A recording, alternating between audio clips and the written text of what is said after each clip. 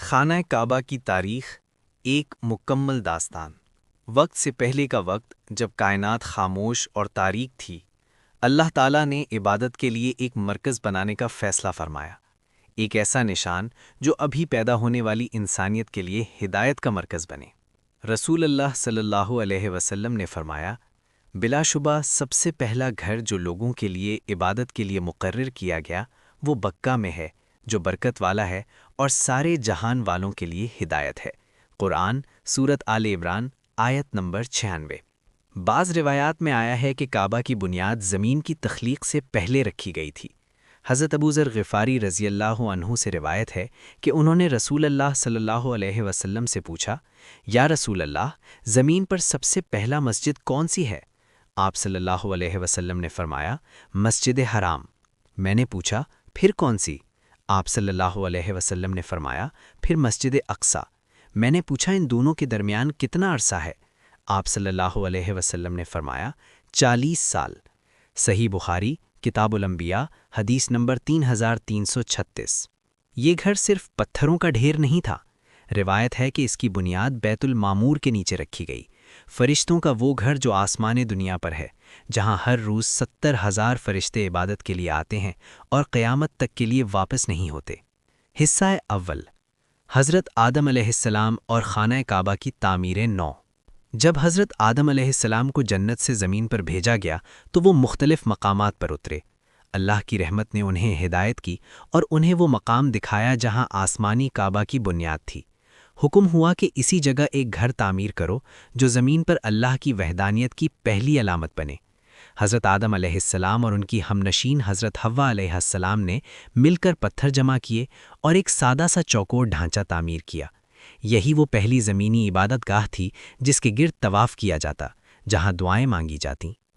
لیکن وقت گزرتا گیا، نواسا نپوتوں کی نسلیں پھیلتی گئیں اور اصل توحید کا علم مٹنے لگا۔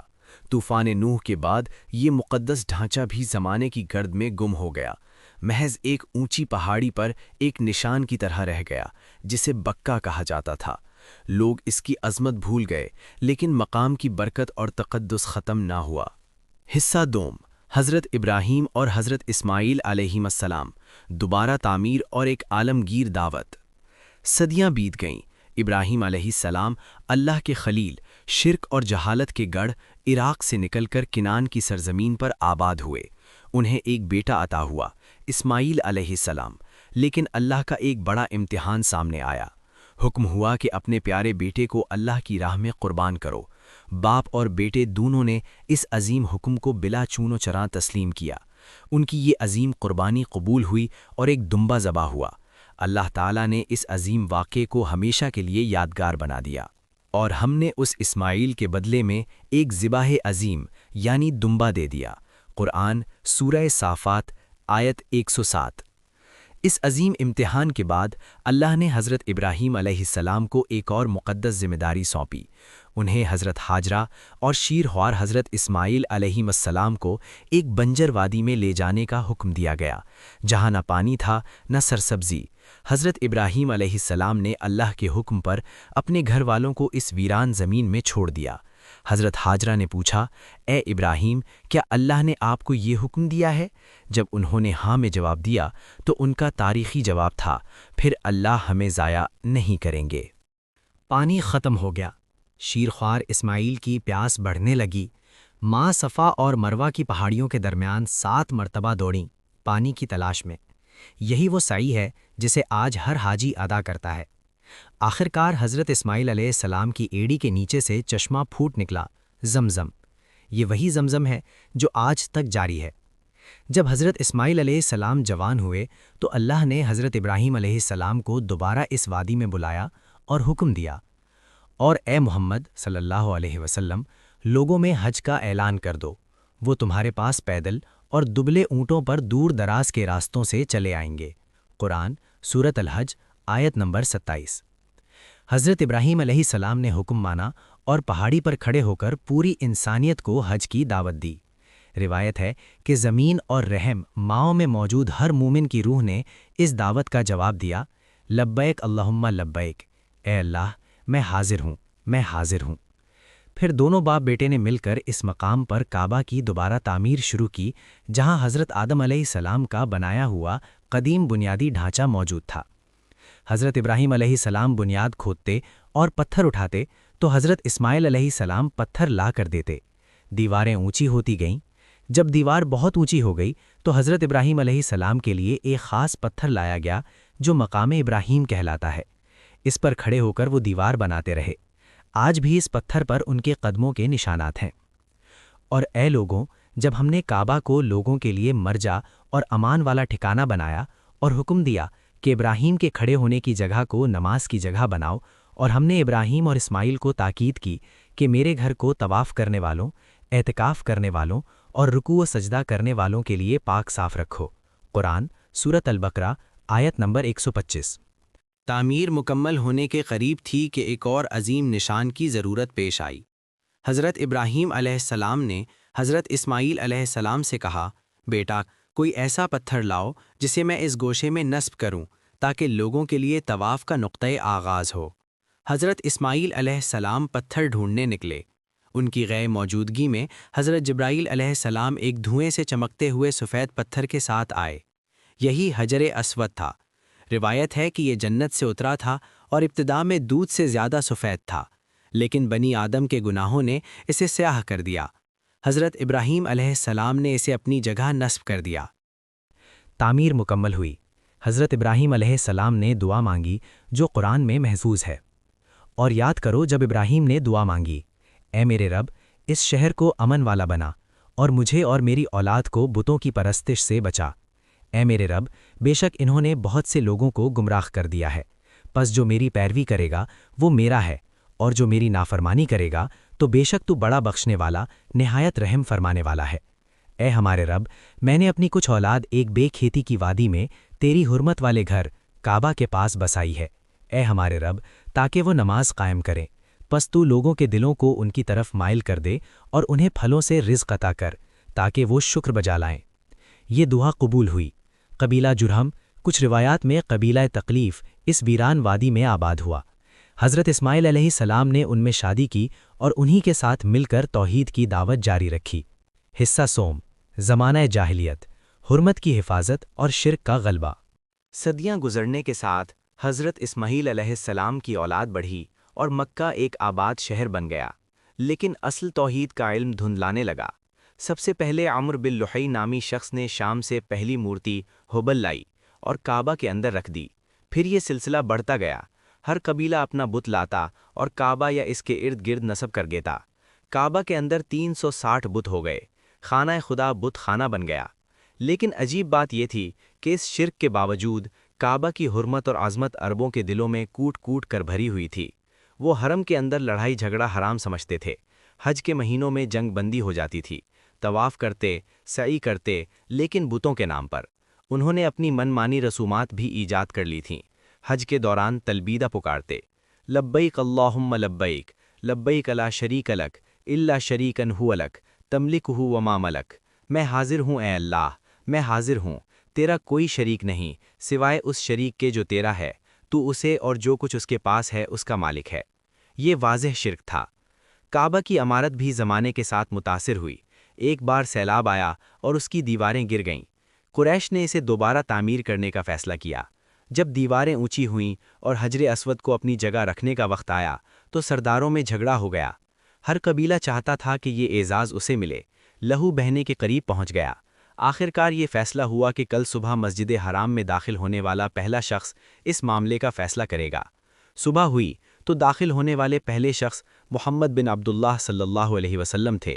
انہیں دیکھتے ہی سب بول اٹھے، ہاں یہ امین ہیں، امانت دار ہیں، ہم ان سے راضی ہیں۔ یہ واقعہ نبوت سے 5 سال قبل کا ہے۔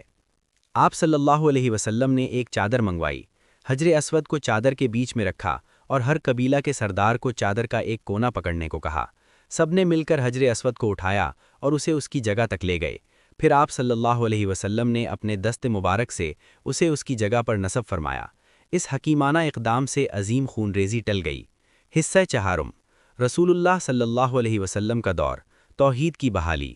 جب رسول اللہ صلی اللہ علیہ وسلم پر نبوت نازل ہوئی تو آپ کی پہلی دعوت کا مرکز خانہ کعبہ ہی تھا۔ صفا پہاڑی پر کھڑے ہو کر آپ نے اعلان فرمایا۔ مشرکین نے سخت مخالفت کی۔ کئی سال تک مسلمان حرم میں ہی نماز پڑھتے رہے، یہاں تک کہ قبلہ بیت المقدس کی طرف تھا۔ ہجرت کے بعد مدینہ میں مسلمانوں کے دلوں میں کعبہ کی محبت ہمیشہ تازہ رہی۔ وہ اس کی طرف منہ کر کے دعا کرتے۔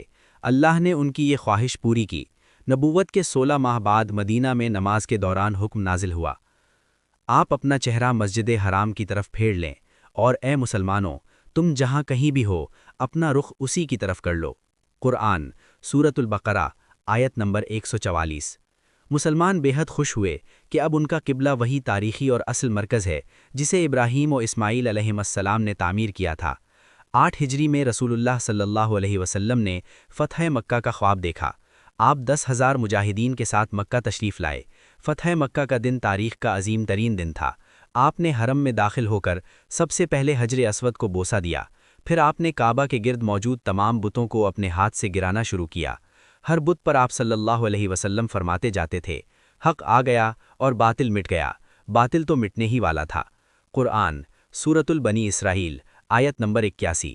کعبہ کے اندر تصویریں بنی ہوئی تھیں جن میں حضرت ابراہیم و اسماعیل علیہم السلام کی بھی تھیں، آپ نے ان سب کو مٹوا دیا۔ اس طرح خانہ کعبہ پھر سے اس کی اصل حالت یعنی اللہ واحد کی عبادت گاہ میں واپس آ گیا۔ آپ صلی اللہ علیہ وسلم نے کعبہ کے اندر نماز ادا کی اور پھر دروازے پر کھڑے ہو کر لوگوں سے خطاب فرمایا، جس میں آپ نے جاہلیت کے تمام امتیازات ختم کر دیے۔ حصہ پنجم، خلافت راشدہ اور بنو امیہ کا دور، توسیع اور تعمیر۔ حضرت ابو بکر صدیق رضی اللہ عنہ کے دور میں منافق مسیلمہ کذاب نے اپنے جھوٹے دعوے کے تحت اپنے گھر میں ایک کعبہ بنانے کی کوشش کی، لیکن اللہ نے اسے ناکام بنا دیا۔ حضرت عمر فاروق رضی اللہ عنہ کے دور میں مسلمانوں کی تعداد بڑھی تو آپ نے مسجد حرام کو پہلی بار توسیع دی۔ آپ نے اپنے ہاتھ سے ارد گرد کے مکان خرید کر انہیں مسجد میں شامل کیا اور باہر ایک سادہ سی دیوار کھڑی کر دی۔ حضرت عثمان غنی رضی اللہ عنہ نے بھی توسیع کا کام جاری رکھا اور پہلی بار مسجد کے گرد محرابی رواق بنوائے۔ خلافت راشدہ کے بعد بنو امیہ کے دور میں 64 ہجری میں ایک دردناک واقعہ پیش آیا۔ مکہ پر قبضہ کرنے کے لیے یزید بن معاویہ کی فوج کے کماندار حسین بن نمیر نے منجنیقوں کے ذریعے کعبہ پر آگ کے گولے برسائے۔ اس آتش زدگی سے کعبہ کا غلاف جل گیا اور اس کی دیواریں سیاہ ہو گئیں، حتیٰ کہ پتھر بھی پھٹ گئے۔ حجر اسود 3 ٹکڑوں نے بٹ گیا۔ عبداللہ بن زبیر رضی اللہ عنہما نے، جو اس وقت مکہ کے حکمران تھے، اسے چاندی کے پٹے سے جوڑا۔ جب بنو امیہ کا محاصرہ اٹھا تو ابن زبیر رضی اللہ عنہما نے کعبہ کی مرمت کا فیصلہ کیا۔ انہوں نے رسول اللہ صلی اللہ علیہ وسلم کی ایک خواہش کو پورا کرنے کا ارادہ کیا۔ آپ صلی اللہ علیہ وسلم نے ایک بار حضرت عائشہ رضی اللہ عنہا سے فرمایا تھا، اے عائشہ، اگر تمہارے قوم کا اسلام نیا نہ ہوتا تو میں کعبہ کو گرا کر حضرت ابراہیم کی بنیادوں پر دوبارہ تعمیر کر دیتا۔ ابن زبیر رضی اللہ عنہما نے کعبہ کو گرا کر اسے حضرت ابراہیم علیہ السلام کی اصل بنیادوں پر دوبارہ تعمیر کیا۔ انہوں نے اس میں 2 دروازے بنائے، ایک داخل ہونے کے لیے اور ایک نکلنے کے لیے، اور حتیم یعنی دیوار کے ساتھ نیم دائرہ کو کعبہ ہی میں شامل کر لیا۔ لیکن جب بنو امیہ کے حکمران عبد الملک بن مروان کو اس کی خبر ملی تو انہوں نے اپنے کماندار حجاج بن یوسف کو مکہ بھیجا۔ حجاج نے ابن زبیر رضی اللہ عنہما کو شہید کر کے دوبارہ کعبہ کو اس کی سابقہ حالت میں واپس لانے کا حکم دیا۔ انہوں نے دروازہ بند کر کے اسے ایک ہی دروازے پر واپس لایا اور حتیم کو دوبارہ باہر کر دیا۔ عبد الملک بن مروان کو بعد میں ایک حدیث کا علم ہوا جس میں رسول اللہ صلی اللہ علیہ وسلم نے ابن زبیر کے اس کام کی تصدیق فرمائی تھی۔ انہیں بہت افسوس ہوا اور کہا، ہم حجاج کے ہاتھوں ایسی چیز گروا دیں گے جسے دوبارہ نہیں بنایا جا سکتا۔ حصہ ششم، عباسی، عثمانی اور سعودی دور، تواتر سے خدمت۔ عباسی خلفاء، خاص طور پر ہارون الرشید اور ان کے بیٹے مامون الرشید نے کعبہ اور مسجد حرام کی خدمت میں بڑھ چڑھ کر حصہ لیا۔ انہوں نے قیمتی غلاف بھیجے، مرمت کروائی اور مسجد کو خوبصورت بنایا۔ عثمانی سلاطین نے بھی کعبہ کی خدمت کا فریضہ بخوبی ادا کیا۔